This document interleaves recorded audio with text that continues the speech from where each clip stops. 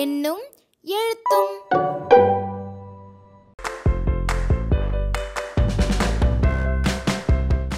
செயல்பாடு 2.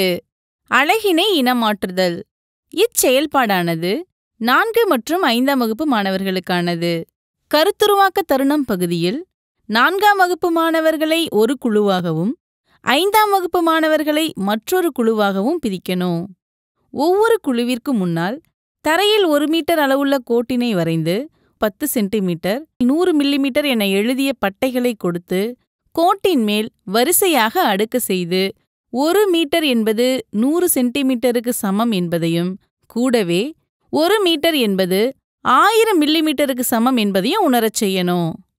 தொடர்ந்து கற்றலின் தருணம் பகுதியில் ஒரு வரிசைக்கு 10 வட்டங்கள் வீதம் 2 வரிசைகளில் 20 வட்டங்களை வரைந்து முதல் வரிசைக்கு மீட்டர் என்று தலைப்பிட்டு 1 முதல் 10 வரையிலான எண்களையும் 2ஆம் வரிசைக்கு சென்டிமீட்டர் என தலைப்பிட்டு 100, 200, 300 என 1000 வரையிலான எண்களையும் எழுதணும்.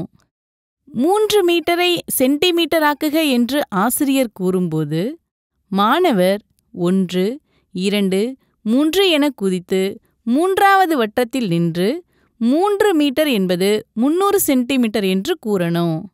இதேபோல வெவ்வேறு அளவுகளை மாறி மாறி கூறி அனைத்து மாணவர்களையும் ஈடுபட செய்து சென்டிமீட்டரை மீட்டராகவும் மீட்டரை சென்டிமீட்டராகவும் மாற்றி கீழ்மட்ட கரும்பலகையில் அட்டவணைப்படுத்தி 1 மீட்டர் என்பது 100 சென்டிமீட்டர் எனவும் 100 சென்டிமீட்டர் என்பது 1 மீட்டர் என்பதையும் கூற செய்யணும்.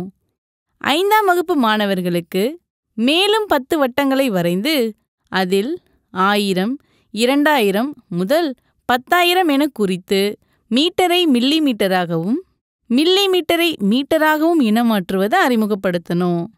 இதேபோல சென்டிமீட்டரை மில்லிமீட்டராகவும் மில்லிமீட்டரை சென்டிமீட்டராகவும் இனமாற்றுவதையும் அறிமுகப்படுத்தணும்.